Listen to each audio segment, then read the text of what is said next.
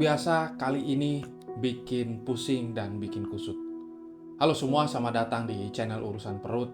Kali ini kita akan sama-sama membedah secara akademis dan coba mencari solusi terbaik dari permasalahan yang penuh konspirasi mengenai untuk siapakah Undang-Undang RUU TNI yang menimbulkan banyak pertanyaan dan juga atensi publik. Tentu kita akan sama-sama melihat ternyata ada pergeseran dari perang menuju ke peran TNI yang makin strategis di tubuh sipil. Sama-sama kita lihat. Yang paling pertama kita tidak bisa tampik adalah mengenai cacatnya proses material dan juga formil dari upaya untuk segera merevisi Undang-Undang TNI. Memang kita ketahui bahwa publik sangat memiliki memori yang buruk terhadap dominasi ABRI yang waktu itu pernah ada dan membekas dalam catatan, sehingga publik mengambil langkah mereformasi dirinya dan mulai membatasi peranan-peranan antara TNI dan juga peranan-peranan strategis yang lainnya. Dan dalam perjalanannya kita cukup menjaga dan merawat dengan baik apa yang disebut dengan demokrasi. Meskipun demokrasi dianggap banyak orang merupakan satu bentuk yang bersifat utopia, sehingga tidak ada yang mau merawat dan menjaganya. Tetapi hal ini tidak lepas karena ada langkah-langkah yang bisa kita katakan salah. Salah satunya adalah komunikasi politik yang memang harus diperbaiki, dan yang kedua, belum jelasnya bagaimana garis-garis demarkasi serta upaya-upaya untuk mengevaluasi sedari dalam. Sehingga video ini diambil untuk memberikan edukasi kepada seluruh pihak bahwa ternyata ada perubahan-perubahan konstelasi yang sudah terjadi sedari dulu dan sampai hari ini. Secara status quo kita bisa katakan bahwa peranan sipil dan militer itu sudah dari dulu terjadi. Dalam data saya bahwa dari Amerika sampai ke Myanmar, dari Cina sampai ke Thailand, semua sudah menggabungkan pola-pola hybrid governance antara militer dan juga sipil. Memang tidak banyak negara. Kita ambil contoh misalkan Amerika Serikat. Dalam catatan, dominasi sipil mereka memang sangat tinggi. Dan juga untuk berkaitan dengan supremasi sipil, mereka clear, mereka jelas. Tetapi mereka mempunyai satu rangka jaring yang sangat kuat sehingga ada keterkaitan dan juga ada upaya-upaya untuk mensipilisasi militer-militer yang sudah veteran atau yang masih bertugas. Tetapi dengan cara seperti itu, maka kita bisa katakan bahwa militer Amerika Serikat adalah militer pejuang. Nah, bagaimana dengan Indonesia? Kita langsung lompat saja ke Indonesia. Telah terjadi transisi post dui fungsi yang menyebabkan kepemimpinan sipil itu ada, dominasinya ada, tapi kita bisa katakan lemah. Sehingga tarik-menarik ini masih terjadi terus sampai hari ini. Banyak yang merasa bahwa keamanan dan pertahanan akan sangat jauh lebih cocok, atau masalah manajerial negara akan sangat lebih cocok apabila diserahkan kepada militer. Hal itu tidak lepas karena kita merupakan negara yang bersifat postkolonial. Dalam catatan kita, dari urusan babat sawah, sampai urusan menanam padi, sampai mengajar dan juga membangun jembatan, itu semua dikerjakan oleh militer. Saking vitalnya mereka menjadi simbol. Dan juga yang paling menarik adalah mereka mendapatkan penebalan-penebalan kewenangan. Benang-benang kewenangan itu selalu ada di tubuh mereka. Tujuan mereka itu sebenarnya tidak lepas karena doktrin kita adalah sishankam rata. Awalnya sebenarnya TNI ini berdiri semi-otonom dan dalam undang-undang revisi ini nanti akan di bawah atau terkonsolidasi dengan sangat baik di bawah Kementerian Pertahanan. Harapan besar kita di sana merupakan langkah-langkah untuk menciptakan supremasi sipil.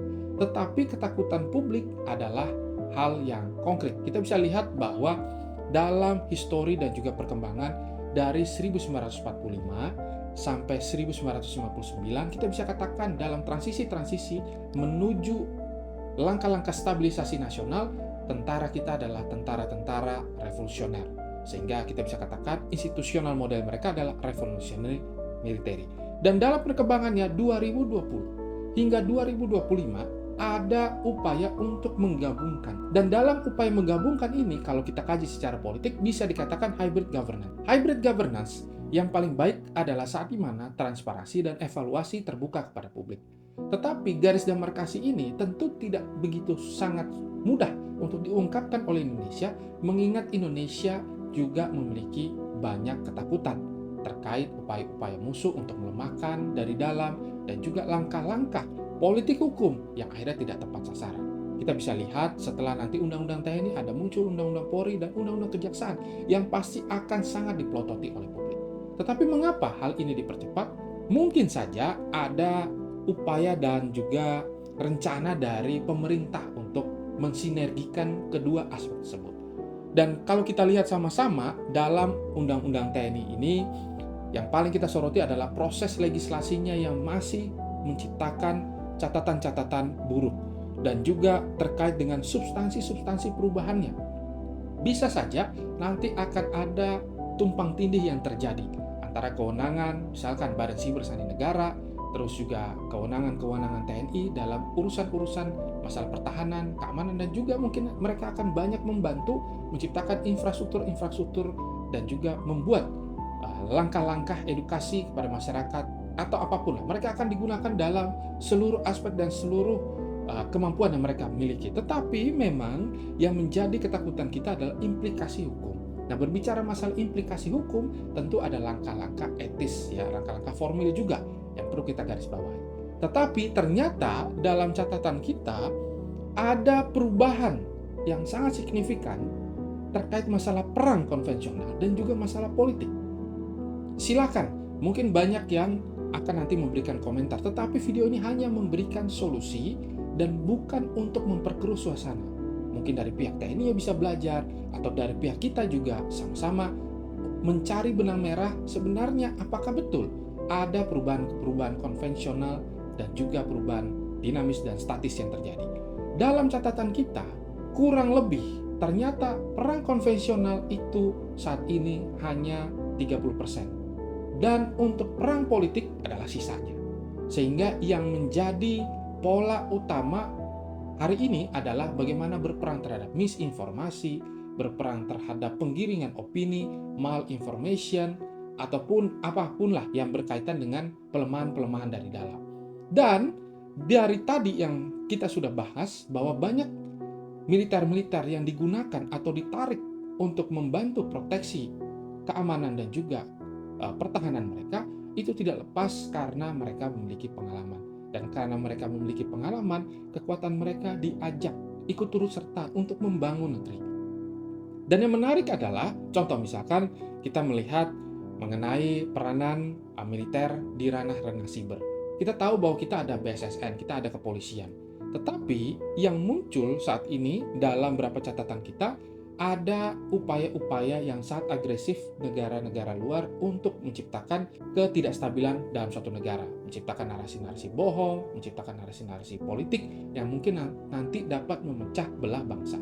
Tetapi dalam kondisi seperti ini tentu perlu kita garis bawahi, sebenarnya harapan besar dari pemerintah dan juga masyarakat adalah ketika keduanya bisa saling menjaga marwah-marwah pilar-pilar demokrasi. Apabila tidak ada cross border yang terjadi, maka sebenarnya revisi Undang-Undang TNI bisa saja diterima oleh publik. Tetapi memori tersebut memang tidak bisa kita hapuskan begitu saja. Dan langkah yang bisa kita beritahukan kepada publik adalah bagaimana caranya agar tidak ada upaya militerisasi, tetapi merupakan upaya kemandunggalan dengan rakyat. Apabila hal tersebut dapat terwujud dalam waktu yang singkat, kampanye-kampanye penjelasan misalkan dengan model-model hybrid seperti ini dapat dimengerti oleh publik, saya kira publik harus juga dilibatkan dalam urusan pertahanan dan keamanan. Saya mengambil contoh dari Israel dan juga Cina. Di Israel ada sekolah khusus yang merekrut generasi muda sejak umur 15 tahun harus melatih diri mereka belajar kode-kode biner untuk menjadi tentara-tentara cyber. Yang menjadi problematika adalah ternyata Israel menabrak hak asasi manusia. Tetapi karena doktrin mereka menggabungkan kekuatan militer dan kekuatan sipil, maka garis-garis batas itu sudah clear karena musuh mereka jelas. Nah, sedangkan kalau di Indonesia, kita harus perjelas kembali siapakah yang akan menjadi musuh kita dan fungsi kita nanti ke depannya itu seperti apa. Saya mengambil contoh misalkan di Cina. Saya mengambil contoh juga di Amerika. Di Amerika peranan sipil untuk menciptakan teknologi militer sangat clear dan sangat bagus sekali. Tetapi Indonesia memang masih membutuhkan waktu.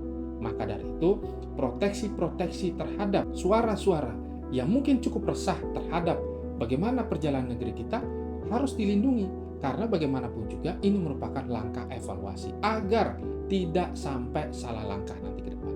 Karena bagaimanapun seni dalam menjaga konstelasi politik yang naik turun seperti RUU TNI ini memerlukan pendekatan-pendekatan yang holistik dan juga komprehensif. Dan kita bisa melihat bahwa yang menjadi harapan kita bersama adalah apabila militer masuk ke dalam ranah sipil ataupun dari kelompok-kelompok yang lain yang masuk ke ranah sipil menjadi pemimpin di level-level pimpinan sipil harus sudah mendapatkan pola-pola atau pendekatan dan juga pendidikan psikologis yang baik. Sehingga tidak menciptakan politik komando yang bisa kita katakan mungkin sangat meresahkan. Politik komando yang dimaksud saat dimana tidak ada intervensi, tidak boleh ada kritik, dan juga akhirnya tidak menjadi republik yang benar-benar atau tidak menjadi negara yang benar-benar belajar dari masukan itu sendiri. Karena di banyak negara meskipun banyak militer yang diajak turut serta dalam membangun negara, tetapi posisi mereka untuk menjaga konstitusi, posisi mereka untuk memperkuat supremasi sipil, biasanya seperti itu. Tetapi banyak juga negara yang akhirnya kebablasan sehingga power abuse ini terjadi. Maka ketakutan publik dan ketakutan TNI sama-sama tarik-menarik. Objektifikasi harus kita hindari kali ini, sehingga proses politik yang mungkin perlu kita evaluasi tidak melemahkan TNI itu sendiri dan tidak melemahkan supremasi sipil itu sendiri. Harus ada garis yang sangat clear di antara keduanya. Dan saya kira untuk terkait modernisasi Sisan Kamrata menjadi satu keharusan. Maka kita bisa lihat sama-sama doktrin-doktrin yang terbangun sebenarnya sudah sedari dulu menjadi upaya besar pemerintah untuk segera dipenuhi. Karena mengingat dalam prosesnya harus saya sampaikan ternyata biaya perang sangat besar, dan ketika biaya perang sangat besar, perang konvensional itu turun drastis, sehingga data yang tadi saya sampaikan ini adalah data real yang saya ambil dari berbagai jurnal dan juga data real yang saya ambil dan saya baca sebelum saya memaparkan materi ini. Sehingga apa yang terjadi dalam demokrasi yang riuh, kekuasaan yang dibagi adalah satu-satunya cara agar suara tidak berubah menjadi senjata. Saya tidak ingin mengomentari latar belakang mungkin dari presiden kita, tetapi kita bisa lihat bahwa mungkin ada kepentingan dan agenda khusus yang dikehendaki oleh presiden. Tetapi kembali lagi harus hati-hati karena harus menciptakan harmonisasi yang sangat clear di antara seluruh pihak yang ada untuk mencegah apa? Untuk mencegah disintegrasi. Oke. Mungkin itu saja yang dapat kita sama-sama pelajari pada kesempatan hari ini. Banyak sekali model yang kita mau bahas, tetapi video ini memang cukup pendek. Apabila ada yang ingin penjelasan lebih lanjut, saya siap untuk menjelaskan. Dan video ini bukanlah video propaganda, bukanlah untuk mendukung salah satu pihak, tetapi untuk menjelaskan fakta yang terjadi. Karena biasanya urusan perut pasti buat kusut, tetapi dengan catatan-catatan bahwa kita tetap bisa sama-sama bergandengan tangan dan menjaga Indonesia tetap jaya. Itu saja dari kita. Sampai ketemu live video ini kalau suka. Kalau tidak suka, silakan berikan komentar negatif atau masukan kepada kami agar kami semakin siap untuk belajar dan semakin semangat untuk buat video ke depannya. Peace out. Terima kasih. Merdeka.